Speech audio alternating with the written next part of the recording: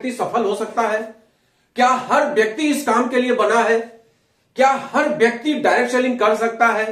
क्या हर व्यक्ति सफल हो सकता है? क्या हर व्यक्ति करोड़पतियों और अरबपतियों की लिस्ट में शामिल हो सकता है?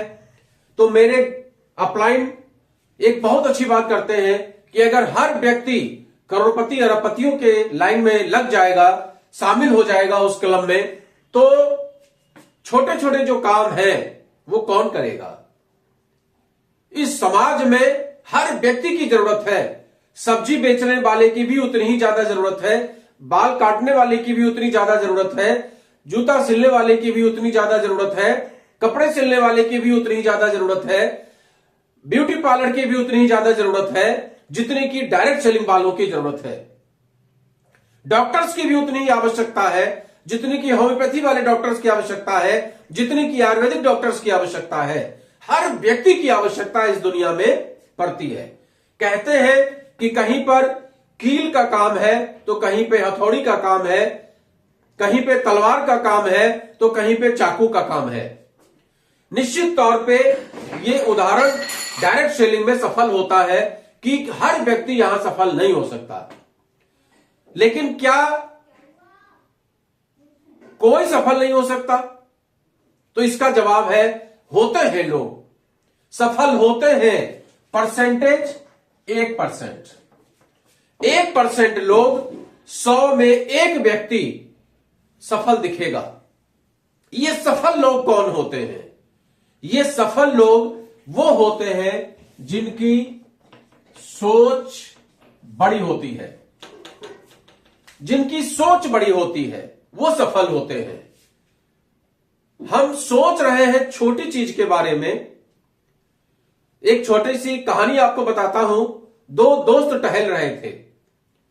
एक दोस्त जेब से कुछ निकालता था और खा लेता था, फिर निकालता था, फिर खा लेता था, फिर निकालता था, फिर खा लेता था। तो दूसरे दोस्त ने कहा कि भाई क्या निकाल निकाल के खा रहे हो? बोला कुछ भी नहीं। बोले फिर खा क्या रहे हो? बोला मूंगफली का दाना सोच के खा रहा हूं कि जेब में मेरे मूंगफली का दाना है और मैं उसको खा रहा हूं। थोड़ी देर बाद दूसरे दोस्त ने भी जेब से निकाला और खाना शुरू कर दिया। जेब से निकाला और खाना शुरू कर दिया, जेब से निकाला और खाना शुरू कर दिया। पहले दोस्त ने बोला कि भाई तुम क्या खा रहे हो? उसने कहा कि बादाम खा रहा हूं। उसने कहा कि बादाम खा रहे हो, बादाम कहां से आ गया? बोला भैया जब सोचना ही है तो मूंगफली दाना क्यों सोचते हो, बादाम क्यों नहीं सोचते हो, जिसको खा के बुद्धि भी तेज हो, शरीर भी बलिष्ठ हो। सोचो तो बड़ा सोचो। तो ऐसी सोच वाले जो व्यक्ति होते हैं, कहते हैं एक किताब भी है, बड़ी सोच का बड़ा जादू। आपकी सोच जितनी बड़ी होती है उतना अच्छा जादू आपके जीवन में होता है।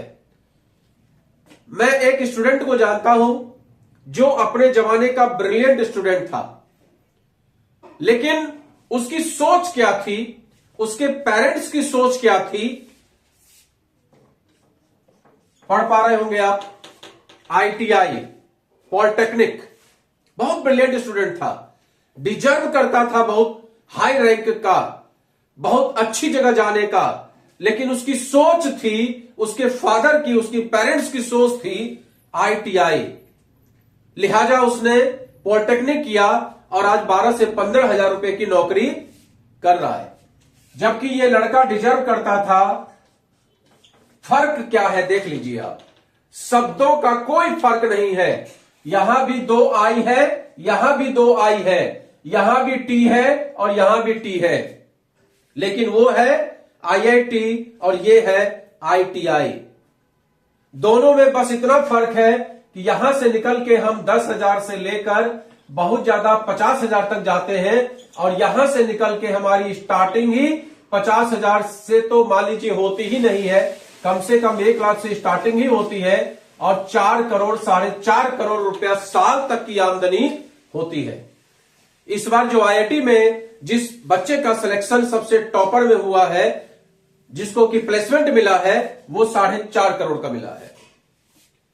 सोच का फर्क है, एक ने क्या सोचा और एक ने क्या सोचा। मैं ये नहीं कहता कि हर व्यक्ति इसी के लायक है या हर व्यक्ति इसी के लायक है। हर बच्चा आईआईटी भी क्वालिफाई नहीं कर सकता है, लेकिन हमने सोचा ही नहीं, हमने विचार ही नहीं किया, तो हम कामयाब कहां से हो जाएंगे। तो सबसे बड़ी बात है, सोच आपकी कहां तक जाती है। आपकी सोच यही सीमित होकर रह जाती है या इससे ऊपर भी आप जीवन में कुछ करना चाहते हैं, इससे ऊपर भी कुछ पैसा के बारे में आप सोचते हैं। आपकी सोच मोटरसाइकिल तक ही सीमित होकर रह जाती है या जीवन में कार के विषय में आप दिमाग भी लगाते हैं। कभी आप सोचते भी हैं कि मैं भी एक छोटी सी कार खरीदूंगा। ये आपकी सोच पर डिपेंड करता है। अगर आप ये कार के बारे में सोचेंगे, गहन अध्ययन करेंगे, दिन रात सोचेंगे कौन सी कार खरीदनी है, कब खरीदनी है, किस कलर की खरीदनी है, तब इसके लिए आपके पास रास्ता निकल के आएगा कि चलो ये कार जो है फाइनेंस करवा लेते हैं, लेकिन इसके लिए भी डाउन पेमेंट चाहिए। वो डाउन पेमेंट कहां से आएगा और ये इंस्टॉलमेंट देने के लिए पैसा कहां से आएगा, क्योंकि कार का मंथली इंस्टॉलमेंट भी बैठेगा तो 12-13 हजार से कम का नहीं बैठेगा अगर छोटी से छोटी गाड़ी में ली जाए तो। और उसके बाद पेट्रोल का खर्चा ज्यादा से ज्यादा 20-22 का एवरेज, 18 का एवरेज। पता चला कि यहां से लेके विजयनगर आने जाने में 100 रुपया चला गया। उसके बाद इंश्योरेंस, साल का खर्चा, मेंटेनेंस का खर्चा, सर्विस कराने का खर्चा, ये सब जब आप सोचेंगे तब जाके पता चलेगा कि आपकी कितनी इनकम हो रही है और उस इनकम में आप क्या एक कार एफोर्ड कर सकते हैं। मैं ऐसे बहुत सारे लोगों को जानता हूं जिन्होंने कार परचेज तो कर लिया, लेकिन 6 महीने साल भर के अंदर में उनको बेच देना पड़ा क्योंकि वो उनके बजट में नहीं आ रहा था। यहां पर उन्होंने क्या सिद्धांत काम लिया कि 33 पाप पसारिए जाति लंबी सौर।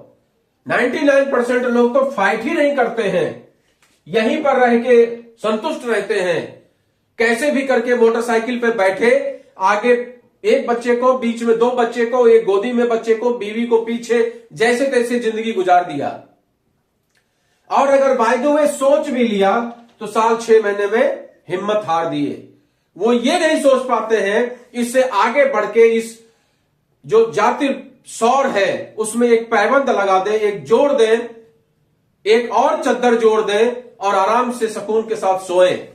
अगर वो सर्विस कर रहे हैं तो इसमें प्लस में कोई ऐसा काम कर लें कि उनके पास 10%, 20%, 25% की एक्स्ट्रा आमदनी होने लगे।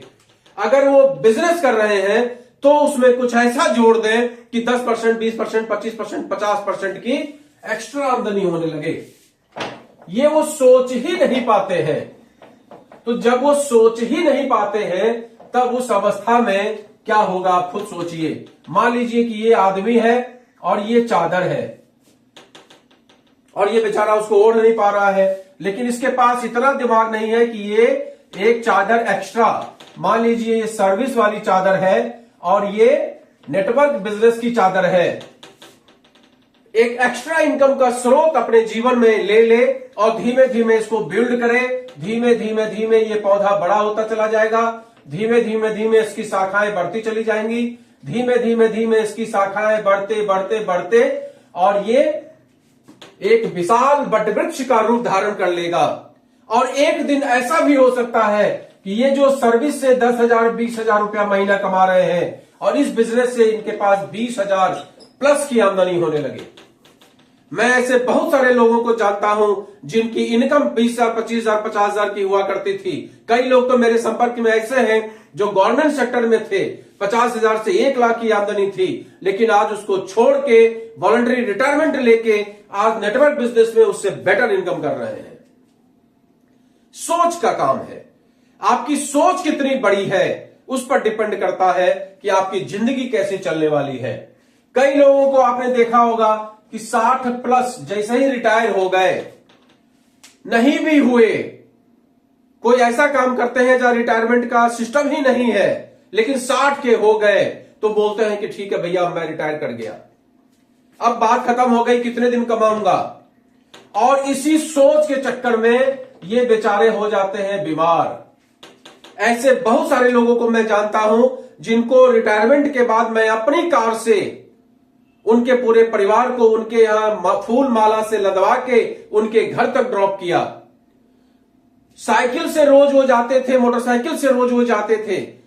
30 साल 35 साल उन्होंने सर्विस किया, लेकिन रिटायरमेंट के बाद उनकी सोच बदल गई और सोच बदल जाने के बाद धीमे धीमे धीमे बगल के पार्क तक जाना उनका मुश्किल हो गया। और जब 3 साल बाद मैं उनके घर गया तो वो भाई साहब बिस्तर पे लेटे हुए थे। मैंने पूछा क्या हो गया? बोले स्थिति बहुत दयनीय चल रही है, अब तो भूलने की बीमारी हो गई है, अब तो घर से बाहर निकलते हैं तो याद नहीं रहता कि घर भी वापस आ जाए। हमने कहा 36 साल तो आप साइकिल मोटरसाइकिल से ड्यूटी करने जाते रहे, ऐसी अवस्था में क्यों आ गए?